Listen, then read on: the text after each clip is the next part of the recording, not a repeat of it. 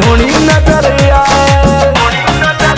केहू चाटता केहू काटता केहू ढीलता केहू छीलता केहू डाली के अमड़ी अमड़िया।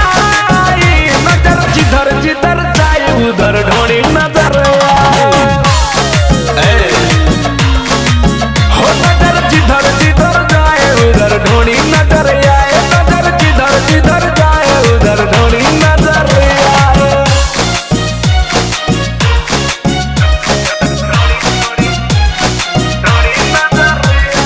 Music by Simon Mohi.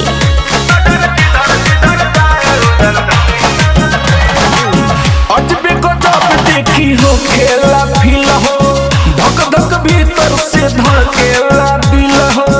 अरे हाथ फेल कर सकारे।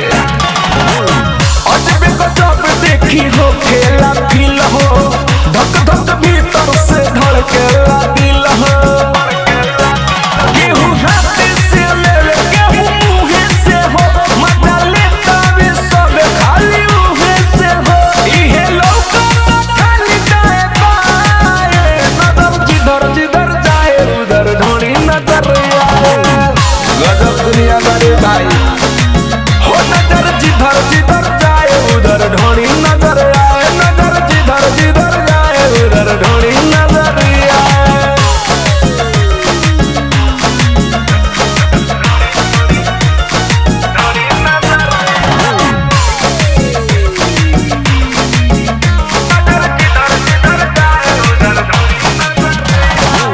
हमरो तो हाल भाई भइल बा अइसन देखी कटोरी लागे ढोड़ी के जैसा। ए भाई सपनों में ढोड़िए लौकता।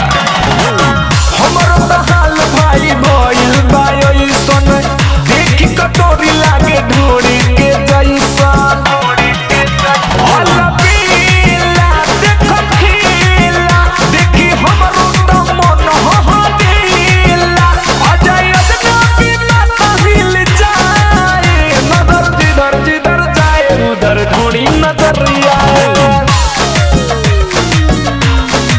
हो नजर जिधर जिधर जाए उधर ढोनी नजर आए। नजर जिधर जिधर जाए उधर ढोनी नजर आए। जिया हो ढोरी महाराज तोहर महिमा अपरंपार बा।